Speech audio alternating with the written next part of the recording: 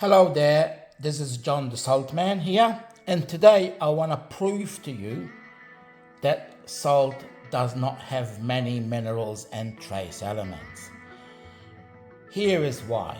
So I'm going to use a little stick to show you. This one here is what we call StamiLyte. So it's the mineral concentrate, and I've put an egg there to prove to you that it's so rich in minerals that the egg floats, right? So we get this from under the ground, but this concept also applies to salt from the seas and other places, right? Now remember, people that make the salt to taste good, right? Not for the minerals, and I will explain this to you, right? So this is the concentrate with all the minerals, right? So when we put this in the sun, right, this mineral concentrate, which is basically around 86% salt and the other 14% of minerals and trace elements. Once we put it in the sun with all that heat, the first mineral that precipitates is gypsum, and this gypsum is calcium sulfate. So if you have any salt, right, it's not going to have much calcium, if anything at all, right? So it falls down. Now, once the gypsum falls down, then you start to get the flakes. So the flakes are usually floating. They're really nice, mild salt, right? With a tinge of sweetness. So the restaurants love it. And this usually happens within a few days of having this concentrated mineral concentrate in the sun. So this is usually picked by hand, so that's why it's expensive, because it's hard work to be picked by hand. Then once this is picked, then there is the amber salt, and the amber salt is the salt down the bottom. Now this has some minerals, right? But if it's too much minerals, then has a bitter, harsh taste. And the reason is because this one here, that's called bittern, right? This is the juice with all the minerals and the trace elements, and this precipitates last, right? This is so harsh and bitter and astringent that if you put just a small, tiny amount on your tongue, it will make you vomit. So if you have sometimes the industrial salt and it has some of this bittern in there, right, then the salt is not edible. So in my case, any salt, which is, as you could see, there's some of the actual, but this one here, it's mainly magnesium sulfate, magnesium chloride, potassium chloride in there, right? And obviously these are the minerals in there, the trace elements, the green stuff.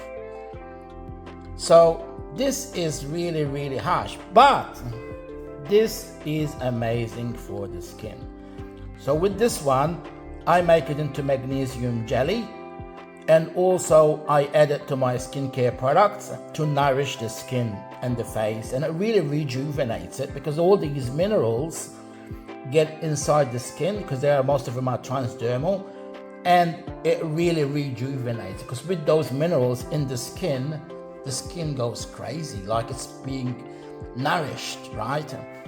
So I have some of the best restaurants in Australia using these two salts, right? So I make the flakelets, the salt flakelets, which it's a combination of these two salts, and we mill it into small pieces, right? So as you could see, all these people that are selling salt, like Celtic salt, Himalayan salt, and all that stuff for the minerals, it's a lie, because once the salt forms, right, a lot of these bitterns are washed away, right? And if these bitterns stay in the salt, I can assure you that the salt is not edible. So when I used to go to the Perth markets, people used to ask me for the minerals, and they used to say, John, which has got the most minerals, the flakes or the amber salt. I said, look, the amber salt has got some more minerals. Obviously, it has some of the clay minerals that come, even though you can't see, but there's a small amount of dissolved clay minerals that end up in the amber salt. I tell them, but if you really want the minerals, and the StamiLyte has all the 21 essential minerals, right, to keep your body going, especially with all the trace elements in there. And as you could see, it's really rich in these minerals, not just in salt. And we're not made from salt and magnesium, because many people focus on salt and magnesium. We need all the 21 essential minerals, like the zinc, the iodine, and all the others, right? So this is it, my friends. I just want to really stop this big fat lie that salt is rich in minerals, because once these minerals, see these minerals in here in the bittern, right, they're also in StamiLyte, but StamiLyte, it's what's called an ionic form, meaning that all the minerals are floating by themselves. So when you put 10 mils of StamiLyte in 1 liter of water, has that nice limey with a tinge of sweet and sourness, and they're just slightly, it's not huge, it's really a nice taste. And that's why some of these companies, beverage companies, are using it to do the electrolytes, because a lot of the electrolytes actually are bitterns.